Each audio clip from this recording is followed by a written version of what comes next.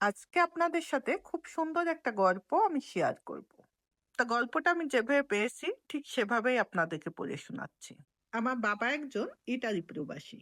আমার বাবা প্রবাসে থাকাকালীন সময় আমি আর আমার মা আমার দাদা দাদির সঙ্গে গ্রামেই থাকতাম। আমার মায়ের মা অর্থাৎ আমার নানু বেঁচে ছিলেন না। স্বাভাবিকভাবেই মা না থাকলে মেয়েদের সেই বাড়িতে তেমন কোনো দাম থাকে না। আমার মামারা আমার মায়ের তেমন কোনো খোঁজ খবর নিত না, এমনকি আমার মাকে তেমন কিছু দিতও না। এসব নিয়ে আমার দাদা দাদি সবসময় আমার মাকে কথা শোনাতো। একটা পর্যায়ে এমনই হলো যে আমার বাবা মায়ের ভিতরে আমার দাদা দাদি থেকেই ডিভোর্স করিয়ে দেয়। ডিভোর্সে পরে আমার বাবা মা দুজনেই আলাদা হয়ে গেল, আর আমি হয়ে গেলাম অনেক অসহায়। আমার দাদা বাড়ির অনেক বড় ফ্যামিলি, সবার অনেক ভালো অবস্থা, কিন্তু আমার জীবনটা ছিল দুঃখ কষ্টে ভরা। আমার বাবাকে আমার দাদা দাদি আবারও বিয়ে করিয়ে দেয়। আমাদের ঘরে সৎ মা আসে। আমার বাবা এবং আমার সৎ মা আমাকে নিয়ে ঢাকায় চলে আসে। আমরা ঢাকাতেই থাকতাম। আমি আমার সৎ মাকে মা হিসাবে মেনে নিয়েছি, কিন্তু আমার সৎ মা আমাকে মেয়ে হিসাবে একদমই মেনে নেয়নি। আমার বাবা যখন থাকতো তখন বাবার সামনে আমার সঙ্গে বেশ ভালো ব্যবহার করত। যখনই বাবা বাইরে যেত তখনই আমার সৎ মা আমার উপরে অত্যাচার করত। আমি এই কথাগুলো বাবাকে কখনো ভয়তে বলিনি।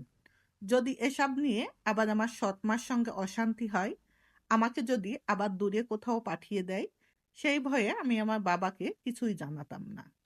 আস্তে আস্তে আমার সৎ মা আমার উপরে অত্যাচার অনেক বেশি করতে লাগলো। এক পর্যায়ে বাবার কাছেও আমি খুব খারাপ হয়ে উঠতে লাগলাম। আস্তে আস্তে নিজের বাবাকেও একটা পর্যায়ে অচেনা মনে হলো। আমি কেমন আছি, খেয়েছি কিনা, আমি সুস্থ আছি কিনা, সেটা পর্যন্ত আমার বাবা কখনো আমার কাছে জিজ্ঞেস করতো না। এক কথায় বাবা আমাকে তেমন কোনো পাত্তাই দিত না। একটা সময়ে আমার সৎ মা আমার স্কুল বন্ধ করে দেয়। এটা নিয়েও আমার সৎ মাকে বাবা কোনোদিন কোনো কথা শোনায়নি। সৎ মা আমাকে দিয়ে বাসার সব কাজ করাতো। এভাবেই আমার কেটে গেল 2টা বছর। 2 বছর পর আমার দাদা দাদি আসে আমাদের বাসায়। আমাদের বাসায় এসে যখন দেখে আমার স্কুল বন্ধ করে দিয়েছে আমার বাবা এবং সৎ মা, তখন আমার দাদা দাদি খুব কষ্ট পায়। এই সময়ে তারা কিন্তু তাদের ভুল বুঝতে পারে। আমার কাছ থেকে আমার মাকে সরিয়ে নেওয়া যে তাদের কতটা বড় ভুল হয়েছে, তখন তারা বুঝতে পারে। কিন্তু এই সময়ে বুঝতে পেরে তো আসলে কোনো চাপ আমার জন্য হয়নি। দাদা দাদি আমাদের বাসায় কয়েকটা দিন থাকে। দাদা দাদি যখন গ্রামে ফিরে আসে তখন আমার বাবা এবং সৎ মা আমাকে আমার দাদা দাদির সঙ্গে গ্রামেই পাঠিয়ে দেয়। গ্রামে আসার পর আমার দাদা আমাকে একটা স্কুলে ভর্তি করে দেয়। স্কুলে ভর্তি করে দেওয়ার পরে আমি তো মহা খুশি। আমি আবারও আগের মতো স্কুলে যাব, পড়াশুনো করব, এটা ভেবেই। আমি যখন ক্লাস 8-এ উঠি তখন আমার দাদা অনেক অসুস্থ হয়ে পড়ে। দাদা অসুস্থ হওয়ার পর থেকে দাদা আমাকে নিয়ে খুব চিন্তা করতো। দাদার যদি কিছু হয়ে যায় তখন আমাকে কে দেখবে, এটা ভেবেই। তার সঙ্গে দাদা আমার জন্য সবসময় দোয়া করতো আমি যেন ভালো একজন জীবন সঙ্গী পাই। বাবা যখন গ্রামে আসতো তখন বাবা কোনোদিনও আমার হাতে 100টা টাকাও দেয়নি। এমনকি আমার কাছে কখনো জিজ্ঞেস করতো না তুমি এখানে কেমন আছো।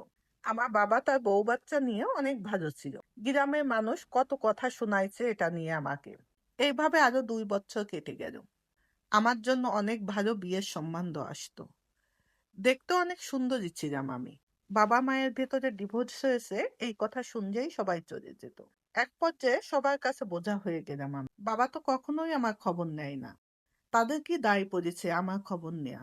আমি খেয়ে আসি নাকি না খেয়ে আসি সেই খবরটাও পর্যন্ত কেউ নিত না। দিনরাত কত যে কষ্ট করেছি না খেয়ে। এর মাঝে কিন্তু আমার দাদা দাদিও মারা গিয়ে। কয়েক মাস পর আমার খালামণি আমার জন্য একটা বিয়ের সম্বন্ধ নিয়ে আসে। ছেলে অনেক শিক্ষিত, ফ্যামিলিও ভালো, জাপান থেকে এসেছে। তারা আমাকে একবার দেখেই পছন্দ করেছে, কিন্তু বিপত্তি বাধে আমার চাচাদের নিয়ে। আমার ভালো জায়গায় বিয়ে হবে, আমি ভালো থাকবো, এটা আমার চাচা চাচিরা কোনোভাবে মেনে নিতে পারছিল না।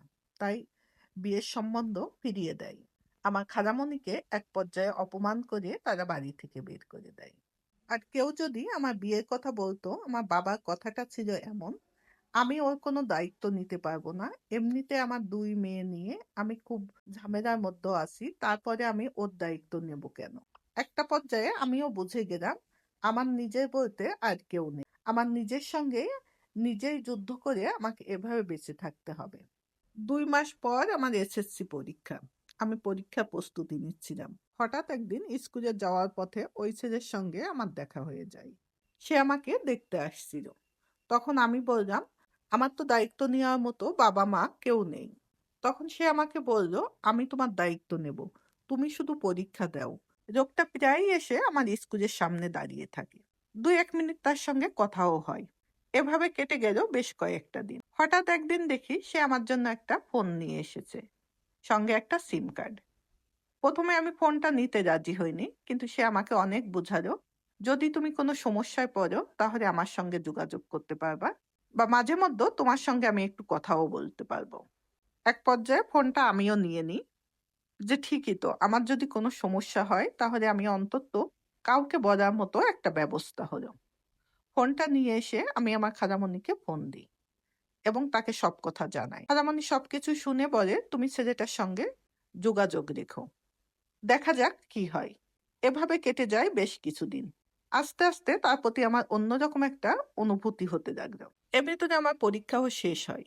আস্তে, আস্তে এই ব্যাপারটা আমার খালুও জানতে পারে। তখন খালার সঙ্গে খুব বকাবকি করে। খালু বলে, "তার পরিবারে কেউ যেহেতু তার কোনো দায়িত্ব নিচ্ছে না, তাহলে তুমি কেন তার দায়িত্ব নিতে যাচ্ছ?" এক পর্যায়ে খালা আমাকে ফোন দিয়ে বলে ছেলেটার সাথে আমি যেন আর কোনো যোগাযোগ না করি। কিন্তু এই কয় মাসে আমি বুঝতে পারলাম আমিও তাকে একটু, একটু করে পছন্দ করতে শুরু করেছি। এই মুহূর্তে তার সঙ্গে যোগাযোগ করা বন্ধ করে দেওয়া আমার পক্ষেও সম্ভব না।